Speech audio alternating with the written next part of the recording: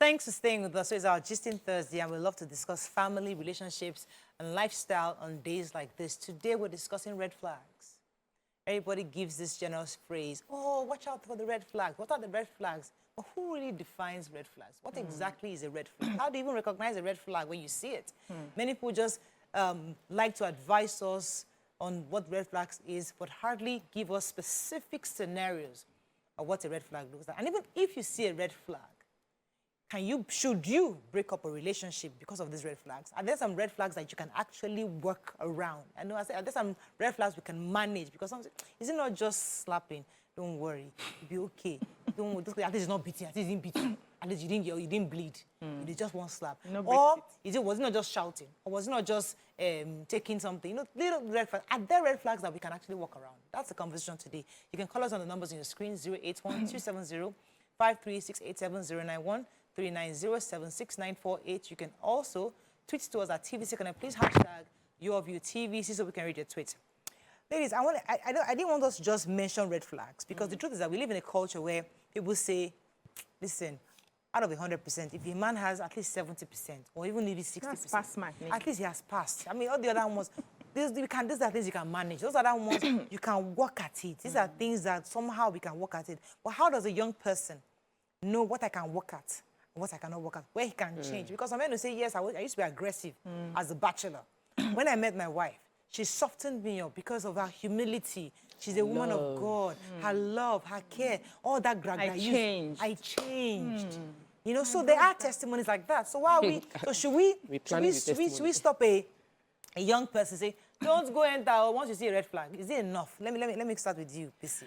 Okay, my advice would be weigh the red flag according to the intensity of how it affects you as a person and your mental health. Because what would affect my mental health will be different from what would affect your mental health. If, peradventure, I grew up in a house where everybody shouts, we have a very loud voice. When we're speaking, we're screaming, and it's not like we're upset with each other, but that's how we've been communicating. And I start dating someone who is in that space, who is always raising his voice while we're communicating. If a talkback comes to visit me and he sees how the guy talks to me, she could think, this is a red flag. Why is he shouting at her? But because in my own background, I've been raised to see people and think it's normal to raise your voice when you're speaking, I wouldn't see it as a red flag. So nobody would define or will define what a red flag is to you. You have to define it according to the intensity of how it affects your mental health. Now, there are some red flags that are very obvious to the world when it comes to outright abuse, physical abuse.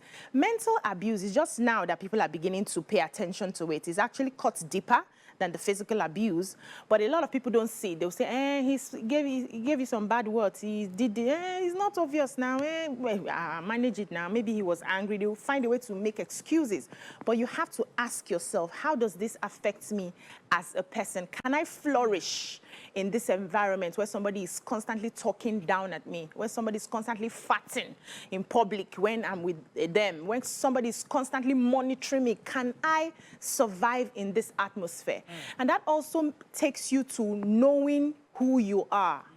Because if you do not know who you are, you do not know what you like and what you don't like, you will not be able to see it at the beginning till it gets worse, right? So if you know who you are, it helps you to say, okay, this, and even if this person scores 80 over 100, but the remaining 20 is so detrimental to you, I would advise you to take a walk. Because we may say in the scoring, it's 80 now. It's not just this one that they are doing, but this one that they are doing can take you to an early grave. Someone will listen to you and say, it's nice for you to say you have a good husband, family. You know, it's easier for you to say that, especially when things look good for you.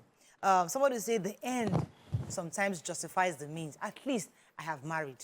At least I have children. Because they'll say, I am 70 years old. If I had listened to all this advice at the age of 30 and not married, maybe I won't have children by now. So at least, yes, I took it. I took all that, and God will compensate me. All that red flag, I would manage it. So at least at 70, I have children who are surrounding my table. That's some of the rationale we think that let us just manage it. At least you have children. Okay. I don't agree. I don't think that we should say people should cope with whatever just so that they can say they are married. In most cases, it applies to women, but even with men, some men tick the box to say, I'm an only child as a man, my parents are on my case, let me just marry and give my parents grandchildren, even though the woman doesn't in any way catches my fancy, she's not at par with me intellectually. Lights my fire. She doesn't even, I don't find her in any way attractive, but she's from a good home. My parents approve her. Let me do this for them. That's not marriage. Marriage is a lifetime journey of companionship that should bring you peace and joy and with a place where you can grow. And if we need to stop that idea that we will do it just for society or we'll manage. It's better to get it right before you get into the relationship in the first place. But many people get married without being self-aware enough to know what is their trigger or what is a red flag. I didn't even, okay, so I knew a red flag because I had been with someone who I felt I was saying something he didn't agree with, and he held my hand. And he held my hand in a very, very painful, firm way. And I wanted to like, why would you hold my hand? And the grip became tighter. I just knew I cannot be in a relationship with someone like this. Like, you can't hold my hand. And he said something about, how can a woman be richer than her husband? Yeah. I just took off. But even at that, I don't think, thinking about it now, actually, I was self-aware enough to know because I noticed those two things. But many people don't notice. They just feel like he's a one, or maybe he's in a bad mood, maybe it was a bad day. We need to start preparing our young ones with the intention to, with the idea of what they should look out for. That's in terms of parenting. When you're looking at this man, don't look at a man that is like this. So if a man is raising his hand or is being violent to people around you, he would be violent with you. We need to say, have those conversations. But the most important point I feel I need to make, which is in contradiction to what you suggested, is that marriage is not the ultimate. We shouldn't marry just to fulfill all righteousness. We should marry because we are ready for that journey. We're ready for the responsibility, and we're ready for the long-term companionship, because there will be issues, of course, but the ones that you can see from the get-go, please open your eyes before you even jump into it in the first place. And there is a long list from the person that initiated this conversation. So there was a post, and I come to YK on that, some post about 6 ladies sharing the red flags they had seen that caused them to stop relationships. Some ranging from bullying, excessive control and jealousy, isolation from friends. A lot of people have experienced that. Emotional abuse, being secretive, monitoring, manipulation, and even anger. So sometimes you meet a guy who just feels that, please, I don't want your friends around, because they just feel like you and I, nice about you and I. They start with, it's a me-you relationship. Let's live out with friends. And gradually you realize that all your friends that you used to hang out with, they stop that. But somebody will say, is that enough red flag? I mean, these are some red flags that your mother will say, that's not a red flag. Now, he doesn't want your friends to come around. He just loves you. He just loves you. He just loves you. Or a man who comes across as somewhat obsessive, that he doesn't want you going anywhere. When you dress nice, only dress nice inside the house. When you step out, he wants you to look in a certain way so that nobody will And for see. many people, it's not a red And your flag. parents will be like, he loves you now. YK, let me come to you as a man, as a mother also. What are your thoughts? There are some, I think that there are some men and women who are very good at concealing their true nature. That's the red flag will not come till you have entered the matter. Absolutely. So the real question I think should be is, what do you do when the red flag shows itself after the marriage? We'll come into that. Because Don't rush us. I know of this girl. Why I said this, because I know of this girl. She married this guy. He was loving and everything. The day they got married like this, all her friends away, everything. When she was going shopping, female security guard, not male, used to follow her. I had met her in the supermarket before with a security guard. As I was talking to her, that one was standing. So we had heard, okay, this girl got married to this guy, and I just looked at her with pity. Because he did not show her that sign before they got married. So maybe there is somebody that can actually tell women, okay, look out for this, because he might not show it now. I mean, I had a boyfriend who, one day, I was, I love to dance. One day I was at Shrine, I was dancing, I was in my 20s. And he just came, and he was standing there. And then someone greeted me and, hey, Yanni, Kiniko. I greeted him. As I just got to him, he just said, Yanni, who was that guy holding you? Are you serious? I even felt that. said the I same. said, who was that guy holding you by the waist? I just said, that was the last day he ever saw me. You ran. Yeah, what? Because I was just, the guy, the guy was just my friend. He was nothing to me. He was just greeting me. You're already passing boundary. Hey, no, what he even said was, I will slap you now. I said, who was that guy?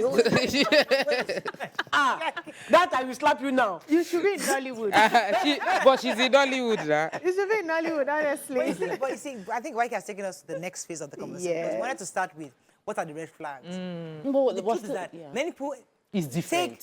many people take the red flags, or they pretend, or people, they are perfect, they seal or conceal their red flags, and they now enter the marriage. A lot of homes right now, personalities are coming out, and the men are thinking, I didn't realize she was like this. I didn't realize she couldn't cook. I didn't realize stuff. There's some men that cooking is a big deal breaker for them.